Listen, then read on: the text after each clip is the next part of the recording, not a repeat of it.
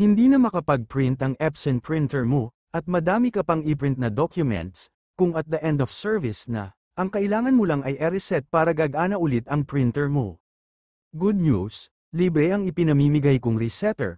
Ang kailangan mo lang gawin bago ka mag-reset at mag-download ay: una, kailangan may naka-install na WinRAR sa iyong PC. Pangalawa, kailangan i-turn off mo lahat ng antivirus ng PC mo. Pangatlo, gumamit ka ng Edge browser sa pag-download ng ibibigay kong resetter. Kapag sinunod mo yan, hindi ka magkakaproblema sa pag-reset. Ito pala yung mga model ng printer na karamihang hinihingi sa akin: L120, L121, L3210, L3110, L5290, at L360.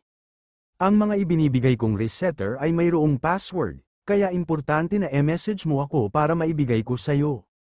Hindi mo kailangan magbayad sa akin, ininibigay ko ito ng libre. Ang singil kasi ng iba ay pinakamababa na ang 500 peso, kaya naman naisipan kong gumawa ng ganitong content para kahit papaano ay makatulong tayo sa ibang nangangailangan, lalo na sa mga malalayo sa bayan, mamamasahe ka pa o mag-aarkila para lang maipareset ang printer, kaya mas lumalaki pa ang gastos. Hindi pa monetize ang channel ko pero madami na akong nabibigyan ng resetter, kahit na minsan hindi sila nakasubscribe ay binibigyan ko pa din sila. Pero paano ako makakatulong ng mas madami pa kung ayaw nilang sumuporta sa content na kagaya nito? Kaya pakiusap ko sa iyo, isang subscribe, like, at comment naman ang hinihingi ko, para i-recommend ang video ko sa iba at mas magiging visible dahil sa suporta mo. Hindi ka nagkamali ng pinanood mong video, kaya kuntakin mo na ako sa Facebook ko, nasa description sa ibaba. Ang pangalan ay Kuya Pablo TV Vlog.